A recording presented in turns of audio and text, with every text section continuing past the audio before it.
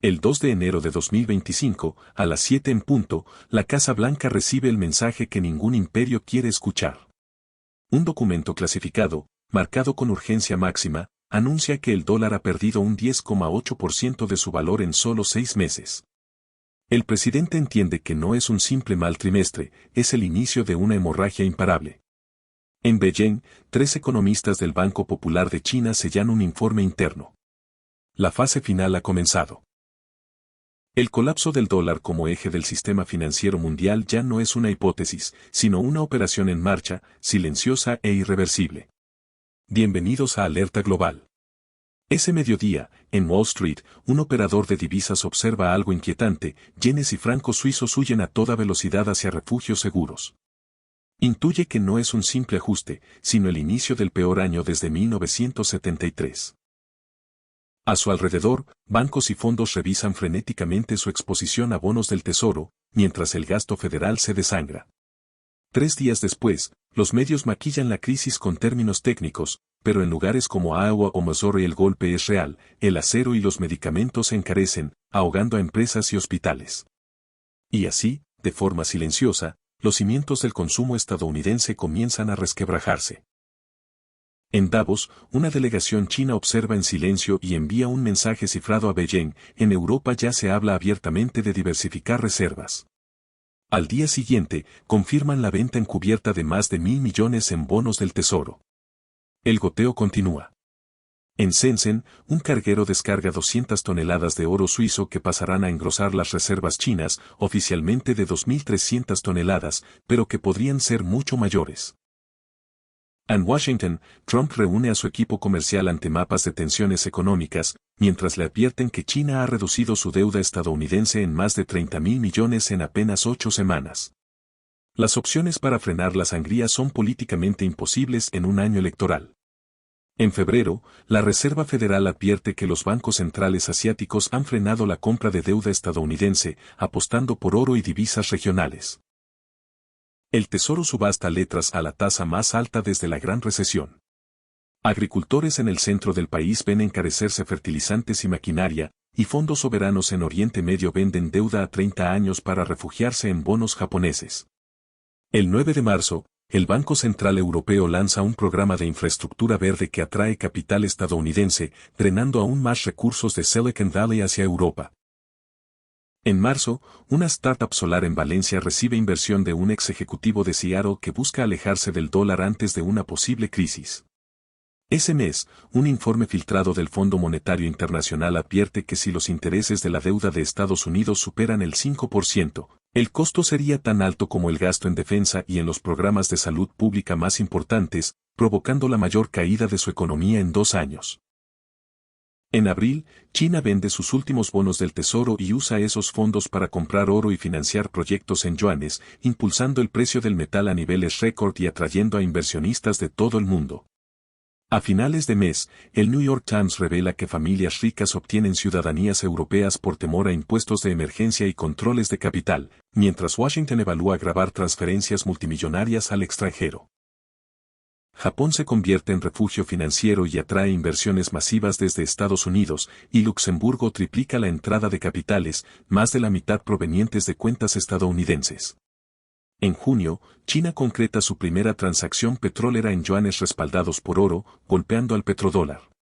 Ese mismo mes, circula en Wall Street la frase "la gran venta de América", mientras miles de millones salen del mercado estadounidense rumbo a Japón y Europa. Bank of America aconseja reducir exposición a bonos de alto riesgo y expande operaciones en Frankfurt y Milán. La crisis alcanza a la industria. En Kansas, una fábrica de aviones privados despide personal. En Shanghái, Comac recibe financiamiento de un fondo de Boston que prefiere invertir en China antes que en Boeing. El pesimismo se extiende. Una encuesta revela que más de la mitad de los ciudadanos espera un deterioro de su situación financiera y solo un tercio confía en una recuperación antes de 2027. En julio, la Reserva Federal reconoce la caída de la demanda extranjera de deuda y rumores sobre un plan para comprar bonos directamente disparan ventas masivas de dólares en Asia. En agosto, la Comisión Europea lanza un fondo energético que también recibe capital estadounidense huyendo de la volatilidad interna.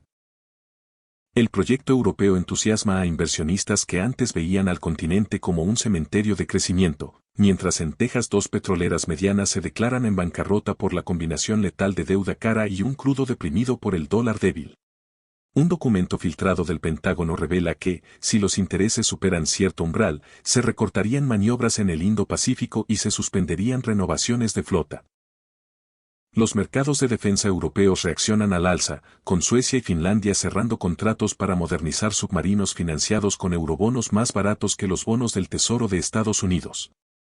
Es la paradoja de una superpotencia que gasta más y obtiene menos seguridad. El 31 de agosto, el Tesoro subasta deuda a 30 años con la menor demanda internacional desde la crisis financiera y ofrece rendimientos históricamente altos.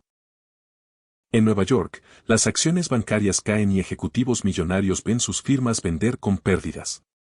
En octubre, China declara 2.500 toneladas de oro, analistas estiman 3.000, reduciendo el apetito por deuda estadounidense y disparando rendimientos. La Casa Blanca fracasa en recortar gastos mientras programas locales se suspenden. Más de 100.000 millones salen hacia Europa, grandes bancos trasladan operaciones a Londres y París. En noviembre, se registra la mayor salida semanal de bonos del Tesoro de Estados Unidos desde 2020. El oro retoma su rally, mientras en Ginebra un gestor de Medio Oriente advierte que su mayor miedo es un control de capitales en Estados Unidos y recomienda a clientes dividir su patrimonio entre francos suizos, deuda alemana y lingotes en Liechtenstein. Delegados africanos en la ONU confirman que estudian reemplazar parte de sus reservas en dólares por yuanes, pese a presiones de Washington. El Black Friday presenta una caída de ventas del 15%, reflejando el golpe al poder adquisitivo. A fin de año, el Tesoro lanza una subasta extraordinaria para cubrir gastos, con demanda insuficiente y rendimientos que hacen temblar a los contadores federales. Una agencia coloca a Estados Unidos en perspectiva negativa, algo impensable hace una década. El 31 de diciembre, la bola de cristal cae en Times Square ante un público reducido.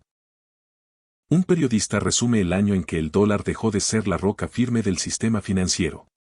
En Shanghái, un banquero sonríe, en Ginebra, un gestor brinda por sus ganancias y planea mudarse, en Iowa, un granjero vende la mitad de su tierra. Así termina un año que empezó con un dato técnico y acabó con un terremoto sistémico. El dólar mostró grietas que obligan a replantearlo todo. ¿Podrá Washington reconstruir la confianza o estamos viendo el nacimiento irreversible de un nuevo orden financiero? El dólar ya no es intocable. El mundo se prepara para un nuevo orden financiero y el cambio ya está en marcha.